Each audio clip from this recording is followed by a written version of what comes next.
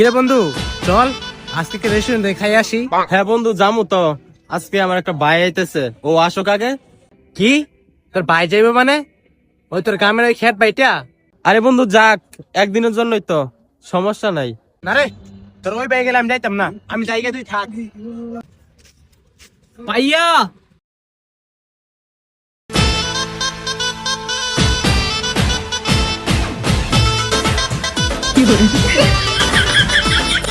আল্লাহ, তুই তা কি হচ্ছস? তোর আর কোনো জুতা ছিল না?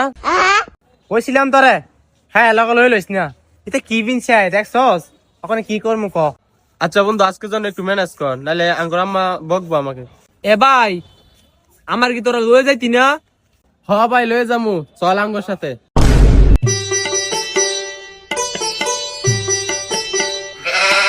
এ ভাই, আমার নীতি না?